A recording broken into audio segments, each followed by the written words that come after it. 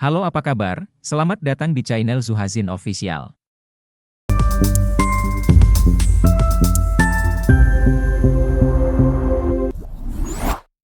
Pernahkah kamu tahu, tingkat rasisme di Indonesia masih tinggi hingga sekarang?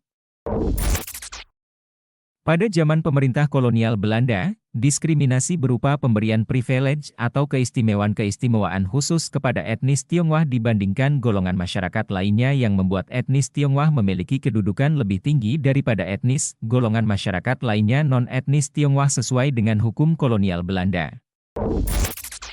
Kota Medan.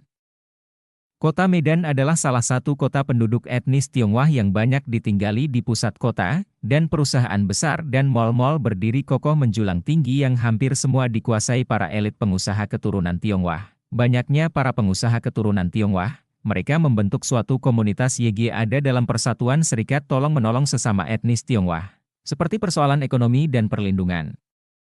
Maka itu jarang kita ketemuin orang Tionghoa atau Chinese ekonomi menengah ke bawah.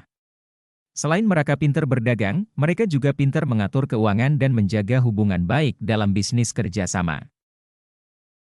Tingginya rasisme etnis Tionghoa, pribumi dan lainnya. Mana antara kelompok pribumi dan kelompok Cina, mereka masih banyak yang tidak berbaur, meskipun tidak semua etnis. Banyaknya perusahaan Chinese yang memperkerjakan orang pribumi dengan jabatan dan gaji yang tidak sesuai. Banyak informasi yang didapat di lapangan, seperti toko-toko besar, grosir, mebel, dan perusahaan swasta di Medan, para etnis Tionghoa YG nakal, mereka kerap memperkerjakan dan menggunakan tenaga pribumi dengan gaji yang tidak sesuai dan tuntutan terlalu banyak. Serta para pemilik usaha tersebut tidak mempercayai kalau orang pribumi atau mereka sebut orang Huana, memegang uang penghasilan usaha, karena anggapan mereka pribumi suka mencuri dan tidak jujur. Hal ini juga terjadi para generasi baru yang keturunan Tionghoa, juga ikut rasisme terhadap masyarakat pribumi. Yang dari lahir itu udah kayak dari nenek moyang itu ngajarin kalau kita ini beda status gitu loh. Jadi kayak gak bisa sama, beda status.